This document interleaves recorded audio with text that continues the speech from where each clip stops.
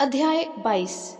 यीशु फिर उनसे दृष्टांतों में कहने लगा, स्वर्ग का राज्य उस राजा के समान है जिसने अपने पुत्र का विवाह किया, और उसने अपने दासों को भेजा कि निमंत्रित लोगों को विवाह के भोज में बुलाए, परंतु उन्होंने आना ना चाहा।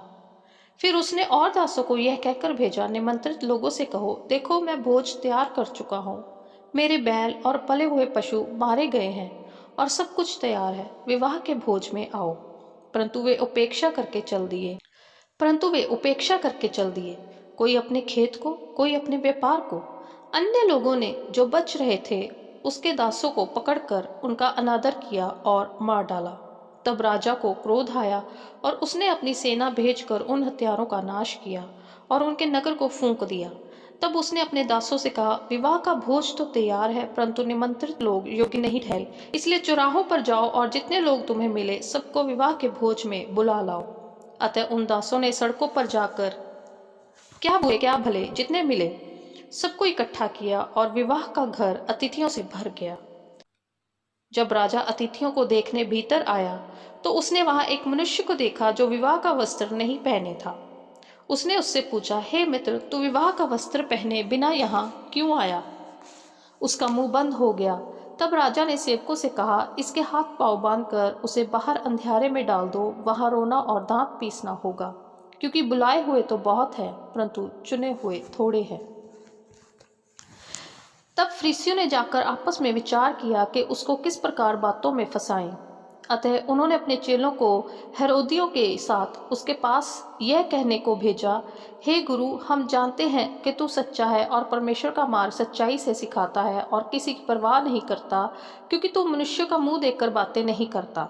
इसलिए हमें बता, तू क्या सोचता है, कैसर को कर देना उचित है कि नहीं? यीशु ने उनकी दुष्टता जानकर कहा, हे कपटियों, मुझे क्यों परखते हो? कर का सिक्का मुझे दिखाओ। तब वे उसके पास 1 दिनार ले आए। उसने उनसे पूछा, यह छाप और नाम किसका है? उन्होंने उससे कहा, कैसर का।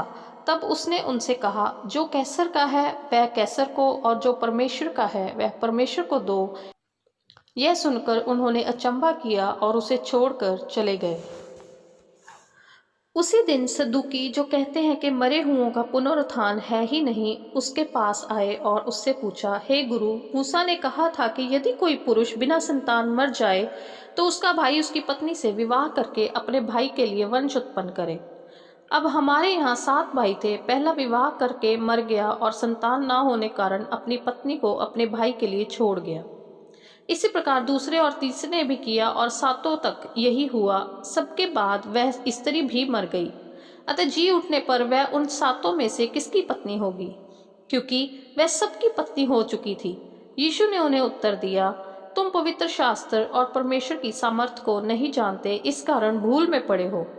क्योंकि जी उठने पर वे ना विवाह करेंगे और ना विवाह में दिए जाएंगे, परंतु स्वर्ग में परमेश्वर के दूतों के समान होंगे। परंतु मरे हुओं के जी उठने के विषय में क्या तुमने यह वचन नहीं पढ़ा जो परमेश्वर ने तुमसे कहा, मैं अब्राहम का परमेश्वर और इसहाक का परमेश्वर और याकूब का परमेश्वर हूँ। वह मरे हुओं का नहीं परंतु जीवितों का परमेश्वर है। यह सुनकर लोग उसके उपदेश से चकित हुए। जब फरीसियों ने सुना कि यीशु ने सदूकियों का मुंह बंद कर दिया तो वे इकट्ठा हुए।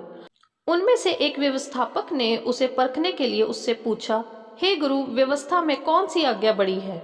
उसने उससे कहा, तू परमेश्वर अपने प्रभु से अपने सारे मन और अपने सारे प्राण और अपनी सारी बुद्धि के साथ प्रेम रख।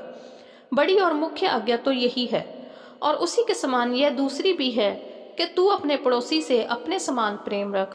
ये ही 2 आज्ञाएं सारी व्यवस्था और भविष्यवक्ताओं का आधार है। जब फरीसी इकट्ठे थे तो यीशु ने उनसे पूछा, मसीह के विषय में तुम क्या सोचते हो? वह किसका पुत्र है? उन्होंने उससे कहा, दाऊद का। उसने उनसे पूछा, तो दाऊद आत्मा में होकर उसे प्रभु क्यों कहता है? प्रभु ने मेरे प्रभु से कहा, मेरे दाहिने बैठ, जब तक कि मैं तेरे बैरियों को तेरे पांव के नीचे ना कर दूं। भला जब दाऊद उसे प्रभु कहता है तो वह उसका पुत्र कैसे ठहरा? इसके उत्तर में कोई भी एक बात ना कह सका। उस दिन से किसी को फिर उससे कुछ पूछने का साहस ना हुआ।